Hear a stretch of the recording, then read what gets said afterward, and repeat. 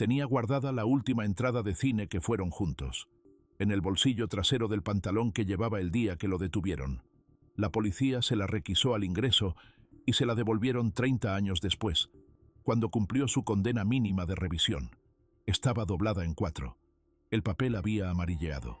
La fecha era del 12 de septiembre de 1991, 16 días antes de que Eduardo Casares Pinto matara a su mejor amigo. La entrada todavía se lee. Película de las 9:15. 2 localidades. Butaca 12 y Butaca 13. Patio de butacas. Fila G. Cuando Eduardo habla de Rodrigo Montalbán Vega, habla de él en presente. No siempre, no en todas las frases, pero con suficiente regularidad para que quien lo escucha lo note. Dice, Rodrigo es de los que, Rodrigo piensa que, Rodrigo tiene esa costumbre de, y luego, a mitad de la frase, a veces se para, a veces no se para, a veces lo deja pasar como si no hubiera ninguna diferencia entre el presente y el pasado, cuando se trata de alguien que has conocido durante 40 años, 30 de los cuales has pasado encerrado por haber decidido cuándo y cómo terminaba su vida. Esta es la historia de Eduardo Casares Pinto, un hombre de 62 años que lleva 3 décadas dentro, un hombre que durmió primero a su mejor amigo y luego actuó, un hombre que dice que esa es la única cosa en su vida de la que no se arrepiente. Esta es la historia de lo que significó eso, de lo que costó, de lo que el sistema hizo con ello, y de lo que queda cuando 30 años no han sido capaces de convencer a un hombre de que estaba equivocado. Eduardo Casares Pinto nació el 14 de febrero de 1962 en una ciudad portuaria del norte, el mayor de 2 hijos. Su padre era técnico de mantenimiento en los astilleros. Su madre daba clases de mecanografía en una academia privada. Una familia funcional, modesta, sin grandes tragedias ni grandes triunfos. El tipo de familia que no aparece en ningún documental porque no ha vivido nada que los documentales consideren interesante.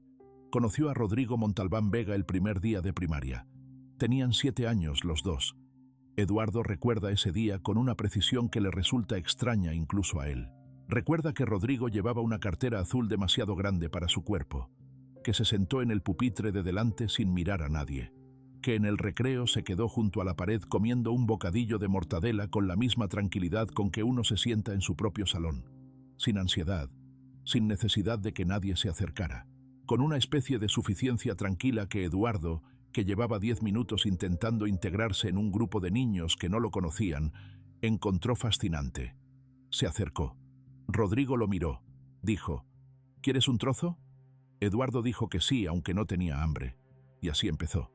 Así empezó una amistad que duraría 41 años, que sobreviviría al cambio de colegio en 5º de primaria, al bachillerato, a los años de universidad en ciudades distintas, a los primeros trabajos, a los matrimonios distintos, a los hijos de Rodrigo, a los fracasos de Eduardo, a las mudanzas, a la distancia que la vida adulta pone entre las personas que de niños eran inseparables y que de adultos tienen que aprender a ser amigos de otra manera, con menos tiempo y más historia en común. 41 años. Eso es lo que costó construir lo que Eduardo destruyó en una noche de septiembre de 1991, o lo que, según él, decidió honrar de la única manera que su amigo le había pedido que lo honrara, dependiendo de quién cuente la historia. Eduardo no tiene familia propia, nunca se casó, estuvo cerca 2 veces.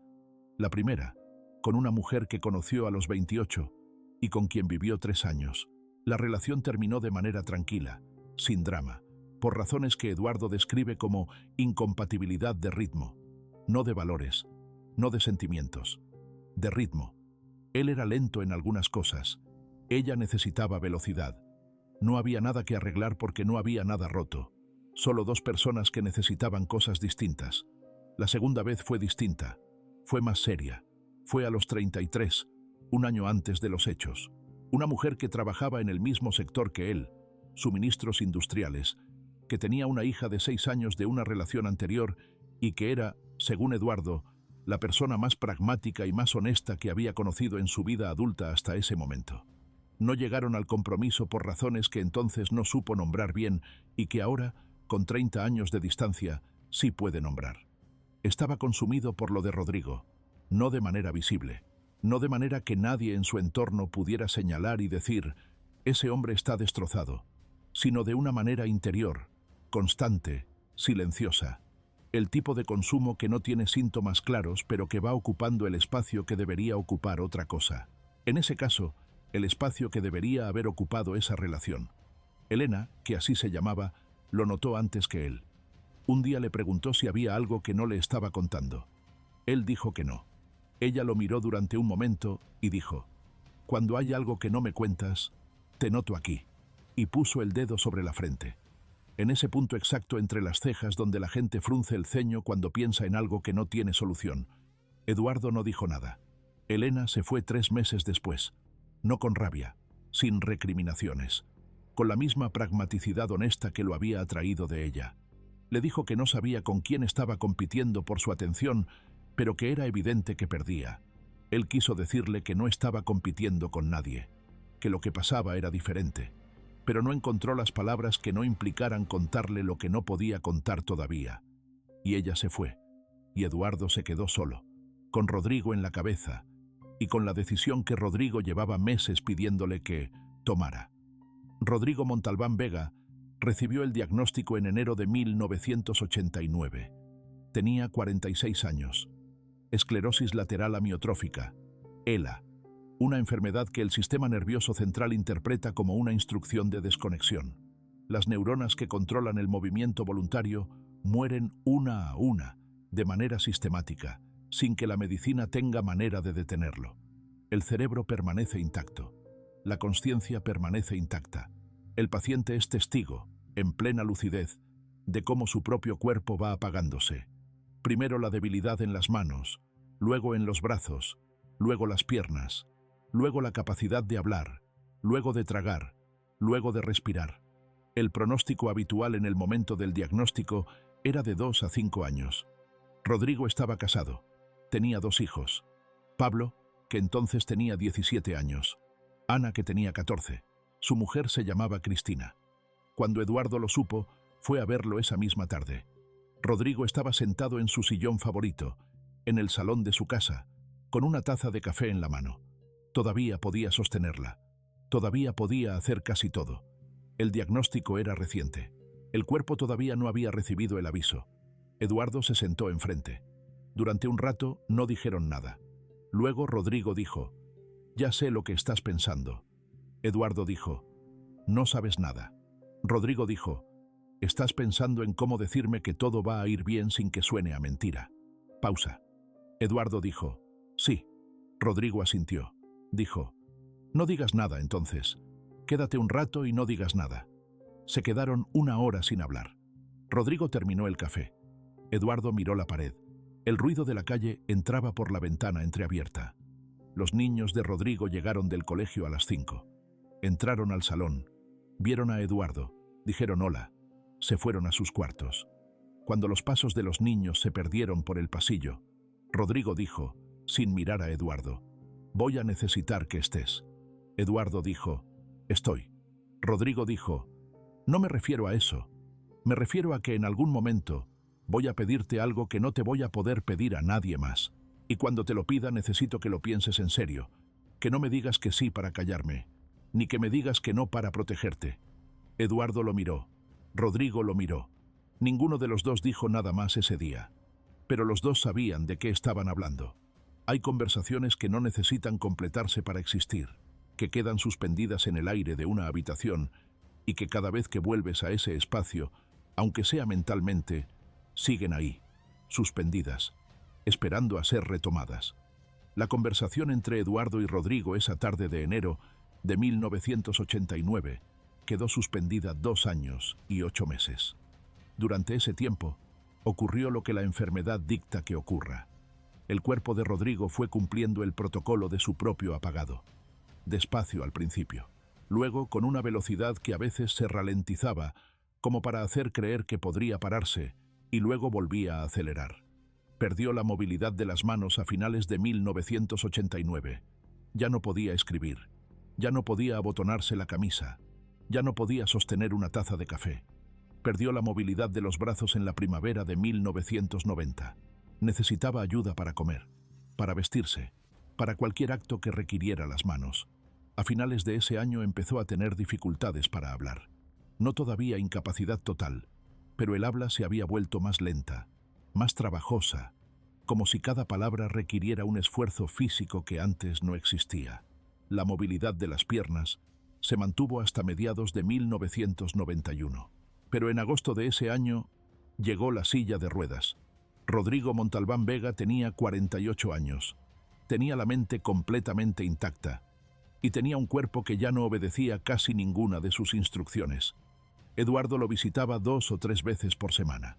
Los días entre semana por la tarde, cuando los niños estaban en el colegio y Cristina en el trabajo. Los sábados por la mañana, cuando la casa tenía más movimiento pero también más espacio para que 2 amigos de 40 años pudieran estar un rato en un rincón sin que nadie los interrumpiera. Cristina sabía lo que Eduardo significaba para Rodrigo. Lo había sabido desde el primer día. No con envidia, con gratitud. Había mujeres que habrían sentido amenazada su posición ante una amistad tan intensa entre su marido y otro hombre. Cristina no era de esas. Era lo suficientemente segura de lo suyo como para entender que el espacio que Eduardo ocupaba en la vida de Rodrigo era diferente del que ocupaba ella y no competía con él. En los buenos tiempos, los 4 habían salido juntos con frecuencia. Cenas, fines de semana. Cristina y Eduardo tenían una relación cordial y genuina, no solo de tolerancia mutua. Se respetaban, se gustaban, se reían de las mismas cosas. Cuando llegó la enfermedad, Cristina fue quien cargó con el peso principal. El cuidado diario, la logística médica, las noches difíciles.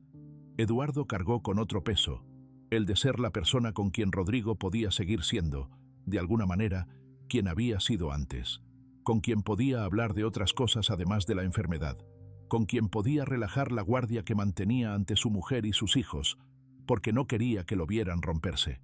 Con Eduardo se podía romper, porque Eduardo llevaba 40 años siendo el sitio donde Rodrigo se rompía cuando necesitaba romperse. Y al revés.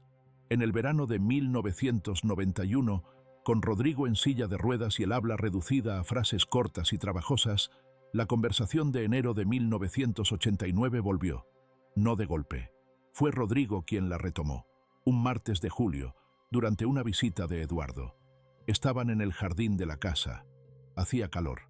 Eduardo le había traído un helado que sabía que a Rodrigo le gustaba y que él ya no podía comer sin ayuda. Se lo dio cucharada a cucharada mientras los dos miraban el jardín. Rodrigo dijo, despacio, con el esfuerzo que ya requería cada palabra. ¿Recuerdas lo que te dije? Eduardo sabía exactamente a qué se refería. Dijo, sí. Rodrigo dijo, es el momento de pensarlo. Eduardo no respondió inmediatamente. Rodrigo esperó. Eduardo dijo, dame tiempo. Rodrigo dijo, el tiempo es lo que no tengo. Silencio. Eduardo miró el jardín. El jardín estaba bien cuidado. Rodrigo lo había cuidado siempre con una meticulosidad que era casi terapéutica, decía. Y ahora ya no podía cuidarlo. Lo cuidaba Cristina. Lo cuidaba bien, pero de otra manera. Con otra mano. Con otra historia. Eduardo dijo, ¿Cristina sabe que me estás pidiendo esto? Rodrigo dijo, Cristina sabe lo que yo siento. No sabe lo que te pido. Pausa. Dijo, no puede saberlo. Tú sabes por qué. Eduardo lo sabía.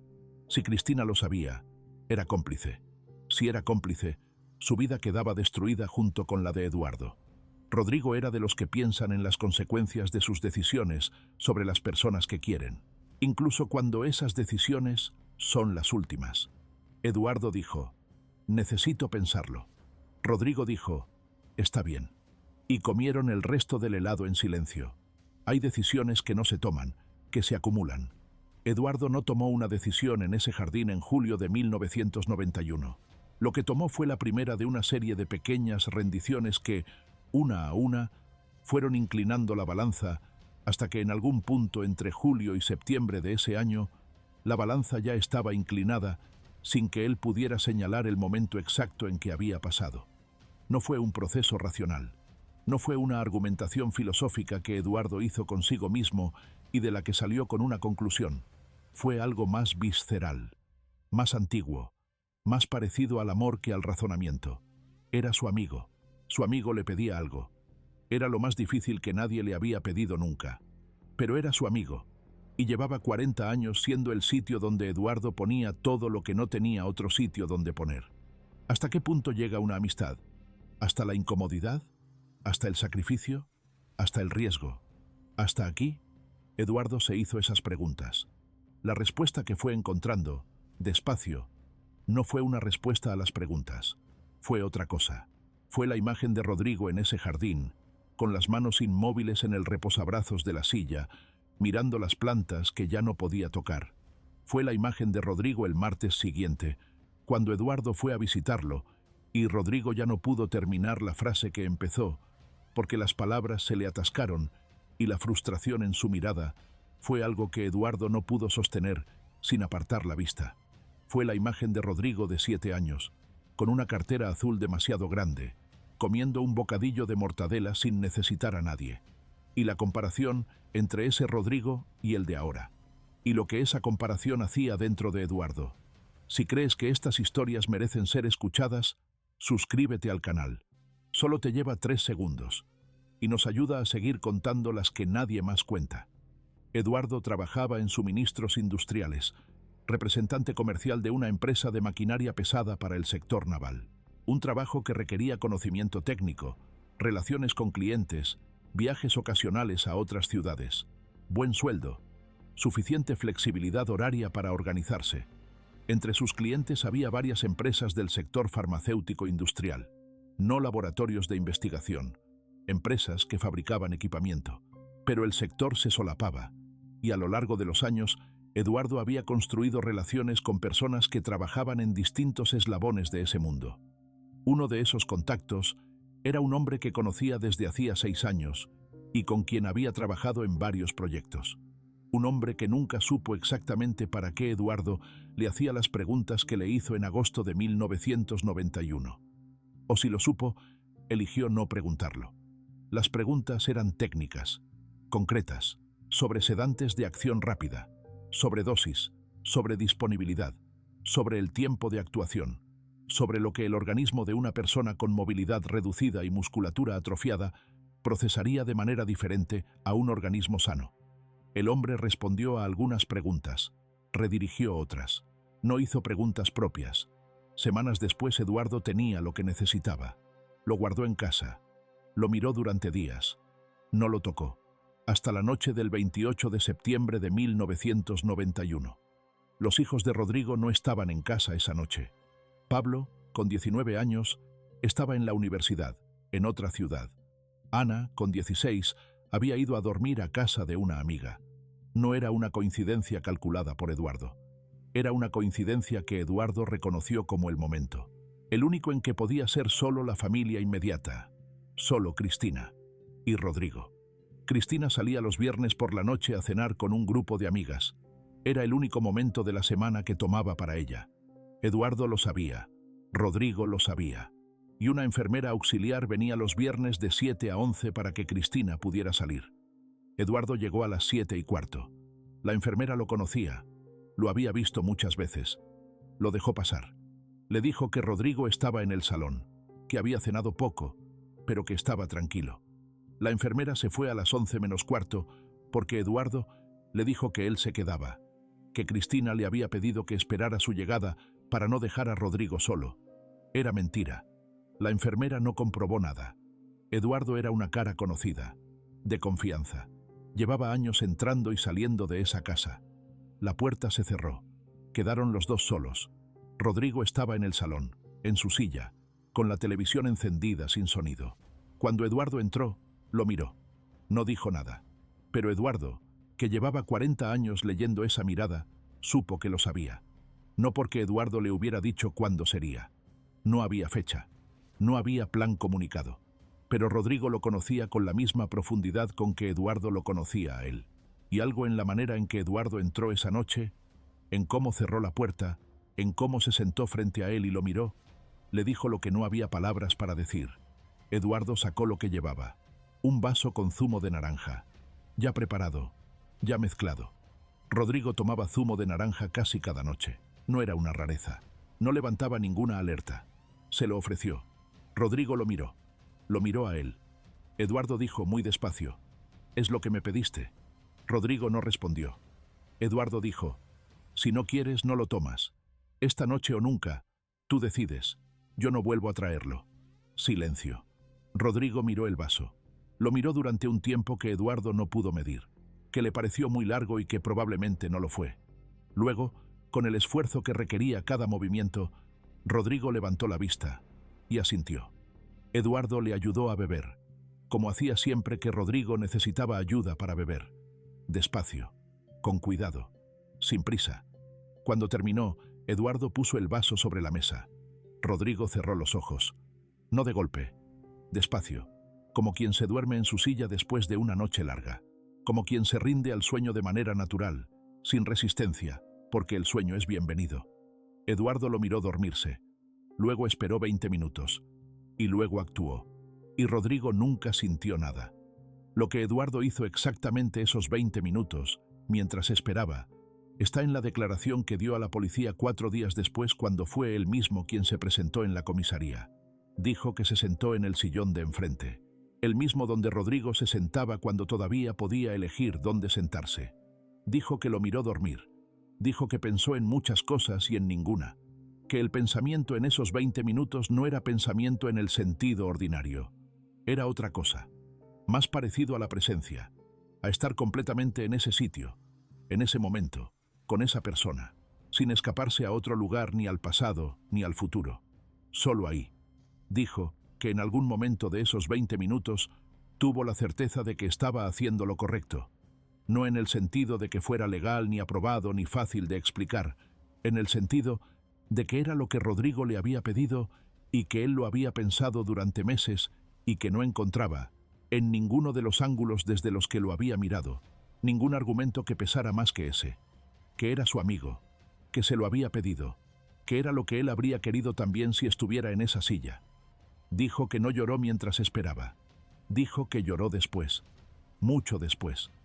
Cristina llegó a las 11:15. Eduardo estaba sentado en el salón cuando abrió la puerta. Rodrigo estaba en su silla.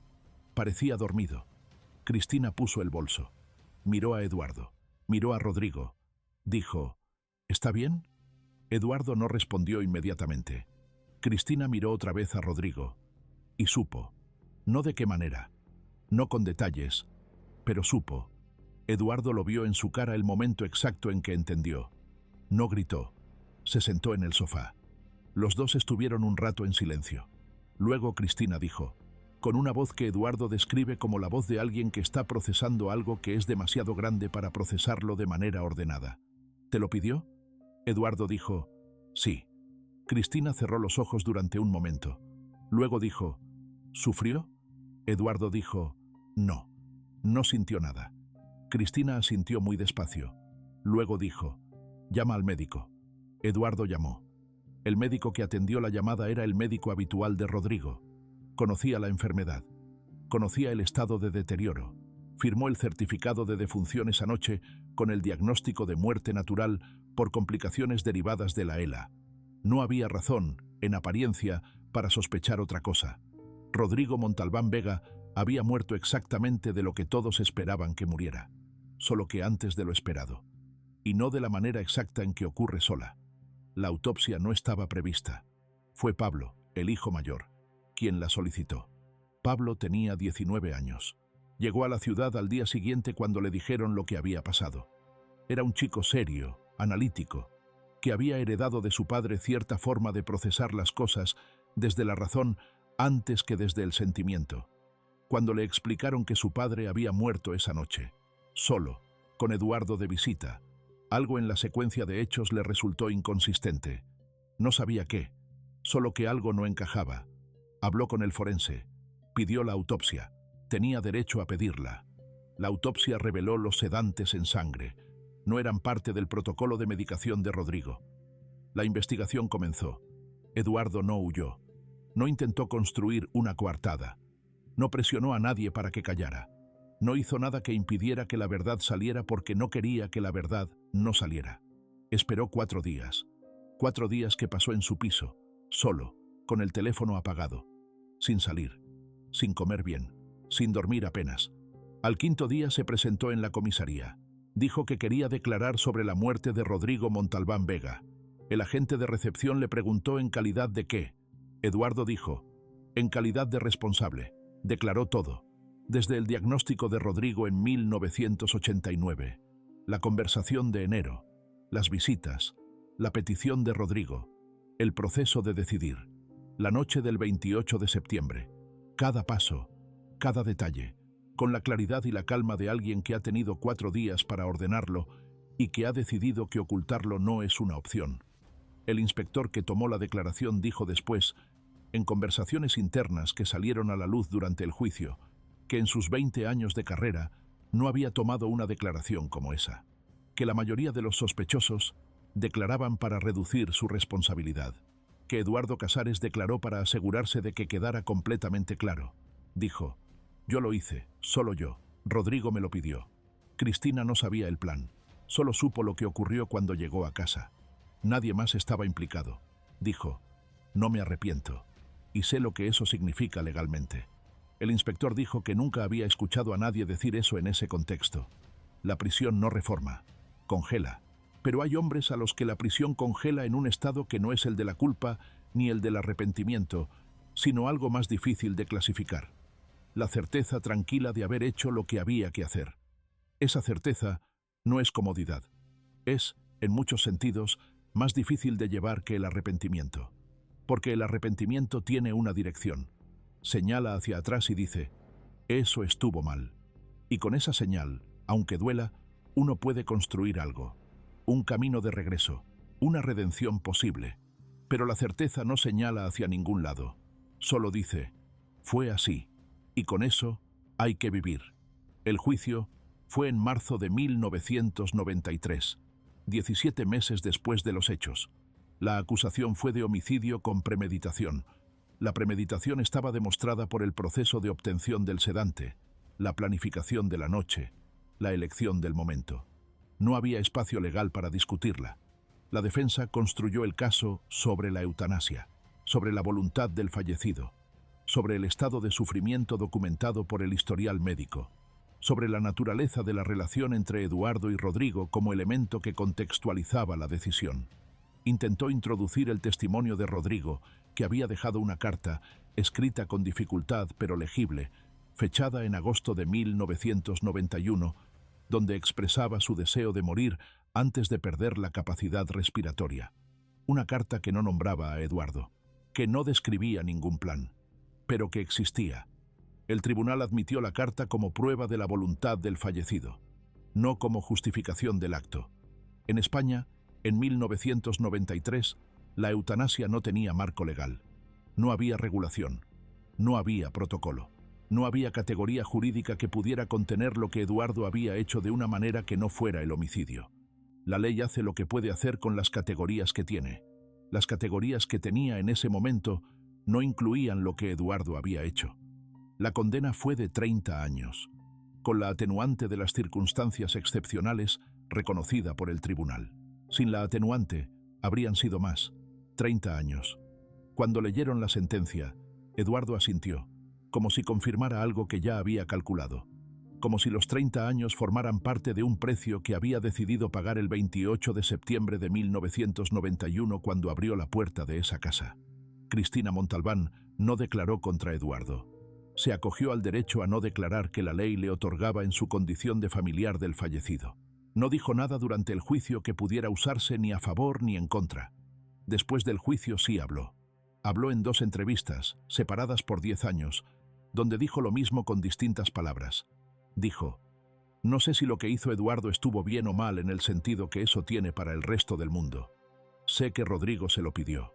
Sé que Rodrigo sufrió durante casi 3 años de una manera que nadie que no haya estado en esa habitación con él puede entender. Y sé que la noche en que murió dormido, sin dolor, sin miedo. De eso estoy segura porque Eduardo me lo dijo y Eduardo nunca me ha mentido en los 20 años que lo conozco. En la segunda entrevista añadió, lo que no le perdoné, y todavía no le he perdonado completamente aunque lo he intentado, es que no me lo dijera antes, que tomara esa decisión sin dejarme participar, que pensara que me protegía dejándome al margen. Rodrigo era mi marido, yo también tenía derecho a estar ahí. Eduardo supo de esas declaraciones. La primera vez que leyó las palabras de Cristina, Estuvo varios días sin poder dormir bien, no por el contenido de la acusación, por el contenido de la razón que le daba, porque tenía razón, y él lo sabía, y nunca se lo había dicho. Sus dos hijos tomaron caminos distintos respecto a Eduardo. Ana, la hija menor, que tenía 16 años cuando ocurrió y que había creído durante semanas que su padre había muerto de la enfermedad, tardó años en procesar la realidad. Hubo una etapa de rabia, una etapa de distancia, una etapa de terapia. Luego, con tiempo, algo más parecido a la comprensión. No la aprobación, la comprensión. Ana visitó a Eduardo en el centro penitenciario por primera vez en 2003, 11 años después de los hechos. Le llevó 10 años llegar hasta esa silla.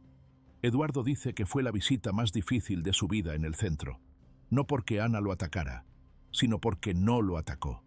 Porque llegó, se sentó, lo miró y dijo: «Tengo preguntas». Y Eduardo respondió a todas, sin justificarse, sin pedir comprensión, solo respondiendo. Al final de la visita, Ana dijo: «No sé todavía qué pienso de ti, pero necesitaba verte». Eduardo dijo: «Gracias por venir». Ella volvió 2 años después, y luego una vez al año. Ese proceso que se llama perdonar, y que no siempre llega a ese nombre, pero que existe de todas formas. Pablo nunca volvió. Pablo fue el que pidió la autopsia. Pablo fue también el que dio la única declaración pública que los hijos de Rodrigo hicieron durante el juicio. Dijo: «Mi padre era su amigo. Mi padre confiaba en él. Y él aprovechó esa confianza para decidir cuándo terminaba la vida de mi padre. Eso es lo que hizo. Y para mí, eso no tiene otro nombre». Pablo no ha vuelto a hablar públicamente del tema desde entonces. No ha visitado a Eduardo. No ha mandado ninguna comunicación. Eduardo entiende a Pablo. Lo dice sin pausa, sin necesidad de reflexionar. Dice: «Pablo tiene razón desde donde él lo ve. Yo le quité a su padre. No hay otra manera de verlo desde donde está él. Y no tengo nada que decirle al respecto que no sea que lo entiendo». Pausa. Dice: «Ojalá no lo entendiera. Sería más fácil». Pablo hizo que la autopsia se realizara. Sin esa decisión, Eduardo nunca habría sido descubierto. Habría sido una muerte natural. Rodrigo habría muerto de su enfermedad, como todos esperaban, solo que antes y sin sufrimiento. Hay una ironía en eso, que Eduardo lleva 30 años con ella. Si Pablo no hubiera pedido la autopsia, nadie habría sabido nada. Rodrigo habría muerto con la dignidad que pidió.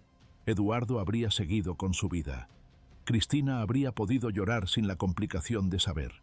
Ana y Pablo habrían perdido a su padre de la manera que estaban preparados para perderlo. Nadie habría pagado ningún precio por lo que ocurrió, salvo Rodrigo, que había pagado el de su propia muerte. Pero ese precio ya lo tenía pagado antes de que Eduardo llegara esa noche. Y sin embargo, Pablo hizo bien en pedir la autopsia. Eduardo dice esto también sin pausa.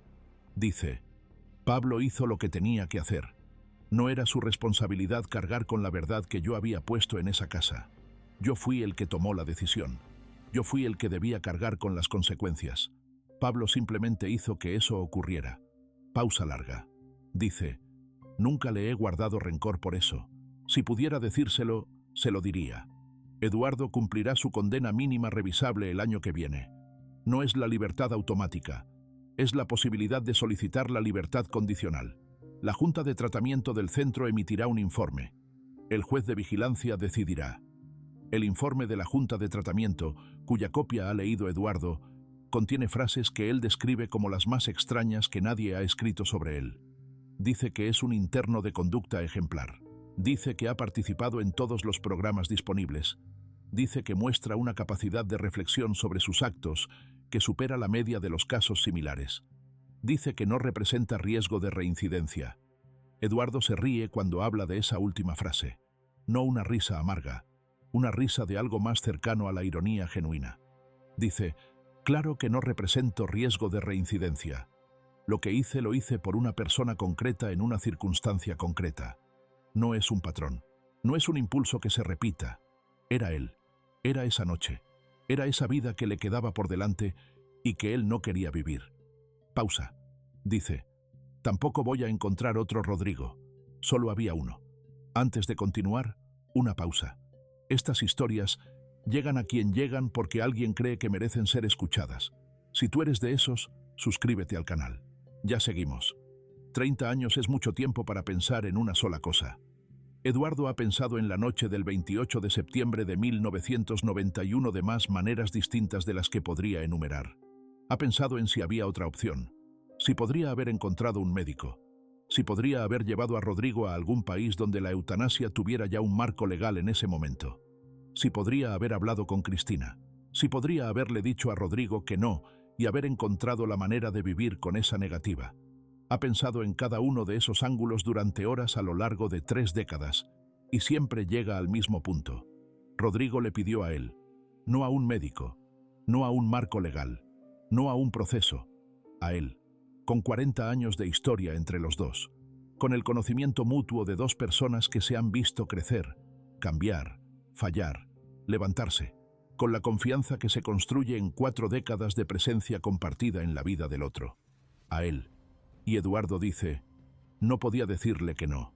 No podía ser la persona que durante 40 años había sido su sitio seguro y de repente, en el momento más extremo de su vida, decirle que hasta ahí, que eso ya era demasiado, que había un límite en lo que yo podía hacer por él. Pausa. Dice, puede que hubiera un límite. Puede que ese límite fuera exactamente ese. Puede que 30 años de prisión sean la prueba de que ese límite existía y de que yo lo crucé. Pausa más larga. Dice, pero si volviera a esa noche con todo lo que sé ahora, lo haría igual. Y eso es lo que no sé cómo explicar de una manera que suene razonable para alguien que no era yo en ese momento. En 2010, 18 años después de los hechos, España aprobó la Ley de Cuidados Paliativos que comenzó a transformar el tratamiento legal del final de la vida. En 2021, la eutanasia fue legalizada en España bajo condiciones específicas y reguladas. Eduardo estaba dentro cuando ese debate se desarrolló. Siguió cada paso desde el módulo de actividades, con el acceso a los periódicos y a la televisión que el reglamento permite. Siguió el debate parlamentario, los argumentos de cada lado, las historias que salieron a la luz durante ese proceso, los testimonios de familias que habían vivido situaciones similares a la de Rodrigo, los testimonios de enfermos que pedían ese derecho, los testimonios de los que se oponían. Siguió todo con una atención que sus compañeros de módulo notaban sin entender del todo por qué. Cuando la ley fue aprobada, Eduardo estaba en la sala común viendo las noticias. No celebró nada, no hizo ningún comentario. Se levantó, volvió a su celda, se sentó en el borde de la cama. Pensó que si todo hubiera ocurrido 30 años después, en un país con esa ley, habría podido hacer lo mismo que hizo, con médicos, con protocolos, con garantías legales para Rodrigo, sin 30 años de prisión. Y pensó en Rodrigo, y pensó que Rodrigo se habría reído de esa ironía con la risa que tenía cuando algo le parecía injusto, pero inevitable. Una risa corta, sin alegría, más parecida al reconocimiento que a la diversión. Y Eduardo, solo en su celda, se rió igual. La ley que llegó 30 años tarde no retroactúa sobre condenas ya dictadas. Eduardo lo sabe.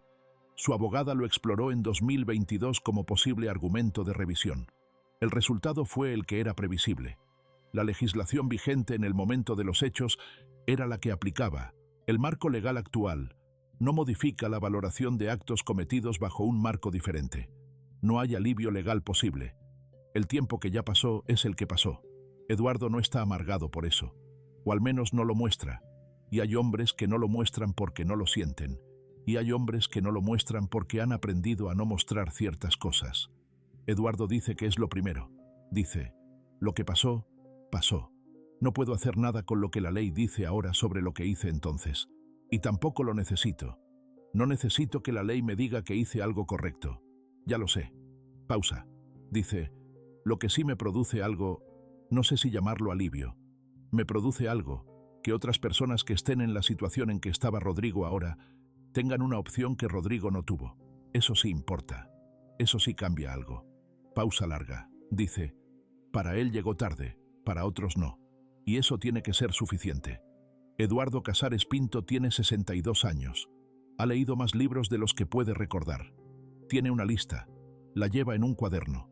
Más de 500 títulos.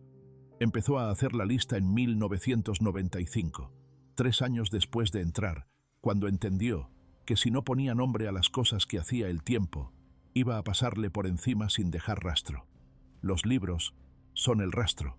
Ha aprendido a dibujar, no con ambición artística, con la misma paciencia que aplica a todo. Empezó en 2004, cuando un voluntario del programa cultural del centro dio un taller de dibujo a lápiz. Eduardo asistió por ocupar el tiempo. Se quedó porque descubrió que dibujar requería una atención que vaciaba el resto, que mientras dibujaba no pensaba en otras cosas. Ha dibujado a Rodrigo muchas veces, de memoria, como los retratos que pinta quien solo tiene la imagen interna como referencia. No tiene fotos suyas dentro del centro, no porque no pudiera tenerlas, porque no las pidió. Dice que la imagen que tiene de Rodrigo en la cabeza es más Rodrigo que cualquier foto, que las fotos capturan un instante, que lo que él tiene es 40 años de instantes superpuestos. Sus dibujos están en varias hojas sueltas que guarda en el mismo cuaderno de la lista de libros. Rodrigo de 7 años con la cartera azul. Rodrigo en el jardín de su casa. Rodrigo en esa silla, dormido, la última noche. Eduardo dice que ese último dibujo lo hizo solo una vez, que no lo ha repetido, que no necesita repetirlo, que cuando lo hizo lo guardó y no lo ha vuelto a mirar, que sabe que está ahí, que eso es suficiente. ¿Qué queda después de 30 años? Eduardo tiene una respuesta para esa pregunta que no es la que la gente espera. No dice, queda el arrepentimiento. No dice, queda el vacío. No dice, queda la culpa. Dice, queda él. Rodrigo, no como fantasma, no como pesadilla, como presencia. La misma presencia que ha tenido durante 55 años, desde aquella primera mañana de colegio con la cartera azul. Una presencia que no requiere que el otro esté vivo para existir, que vive en el espacio que dos personas construyen juntas durante décadas y que ese espacio no desaparece cuando una de ellas muere. Dice, cada vez que pienso en algo importante, lo pienso contándoselo a él, no en voz alta, pero lo pienso así, como si él fuera a escucharlo, como si fuera a responder. Pausa. Dice, puede que eso sea una locura, puede que sea la única manera sana de vivir con esto. No lo sé, no tengo con qué compararlo. Pausa. Dice, lo que sé es que llevan 30 años intentando convencerme de que hice algo que no debería haber hecho. Y no lo han conseguido. No porque yo sea terco, sino porque él me lo pidió, y porque lo conozco mejor que nadie que me haya juzgado, y porque sé que era lo que quería. Silencio. Dice, y con eso tengo suficiente. La entrada de cine está enmarcada. Cuando Eduardo salga del centro, le dijeron que le devolverán los objetos personales que ingresaron con él 30 años atrás. La cartera, algunos documentos, y la entrada, que estaba en la cartera cuando lo detuvieron, y que un funcionario tuvo la consideración de guardar en una bolsa con su nombre. Eduardo no sabe todavía qué hará con ella. No lo ha pensado, o lo ha pensado demasiado para tener una respuesta. Lo que sí sabe es que quiere ir al cine. No a ningún cine en particular, solo al cine. Sentarse en una butaca oscura con el olor a palomitas y la pantalla grande al frente y las personas a los lados, y esa sensación de anonimato que tiene el cine en la oscuridad, donde nadie sabe quién eres, ni de dónde vienes, ni qué has hecho. Solo una persona en una butaca oscura viendo una historia. Una butaca, no dos. Eso también forma parte de los 30 años. El peso de las cosas que tendrías que haber hecho con alguien y que ya no puedes hacer. La butaca vacía al lado. El bocadillo de mortadela que nadie te ofrece ya. La entrada que guardaste. El amigo que no está. Hay preguntas que esta historia no puede responder porque no tienen respuesta. No porque sean demasiado difíciles, sino porque son del tipo de pregunta que cada quien tiene que responder para sí mismo, desde el lugar donde vive y desde la experiencia que ha acumulado. ¿Tenía Eduardo derecho a hacer lo que hizo? ¿La petición de Rodrigo convertía ese acto en algo diferente a lo que el Código Penal dice que es? ¿Es la misma cosa matar a alguien que quiere morir y matar a alguien que no quiere? ¿Importa la diferencia? ¿Hasta qué punto la ley puede ser justa cuando lo que está juzgando no tiene categoría legal que lo contenga? No hay respuesta a esas preguntas que satisfaga a todo el mundo, y no tiene que haberla. Lo que sí hay es un hombre que tomó una decisión, que pagó el precio que el sistema le puso, que lleva 30 años sin renegar de esa decisión, y que el año que viene, si el juez lo decide, saldrá a la calle a los 62 años, con una lista de 500 libros en un cuaderno y unos dibujos de su mejor amigo muerto, y una entrada de cine de hace 33 años que todavía se lee. Eso es lo que hay. No es una historia con moraleja limpia. No hay moralejas limpias en historias limpias. Y esta no es una historia limpia. Es una historia humana. Y esa es quizás la única categoría que importa. Eduardo Casares Pinto habla de Rodrigo en presente. No siempre, no en todas las frases, pero con suficiente regularidad para que quien lo escucha entienda que para él, de alguna manera que la razón no puede cartografiar del todo, pero que el corazón sí puede reconocer, Rodrigo sigue estando. Dice, Rodrigo es de los que hubiera dicho algo aquí, un comentario, de los suyos. Sonríe solo. Dice, siempre tenía que decir algo. Pausa. Dice, lo echo de menos todos los días. Otro silencio. Dice, lo eché de menos desde antes de aquella noche. Lo echaba de menos mientras lo perdía, mientras la enfermedad se lo llevaba poco a poco. Ya lo echaba de menos cuando todavía estaba ahí. Pausa larga. Dice, eso también es parte de la historia, que a veces la pérdida empieza antes de que nada se acabe, que a veces ya estás de luto mientras todavía puedes coger la mano de alguien. Silencio. Dice, y que a veces, cuando llevas años despidiéndote, el último adiós es también, de alguna manera, un acto de amor. No dice nada más. No hace falta.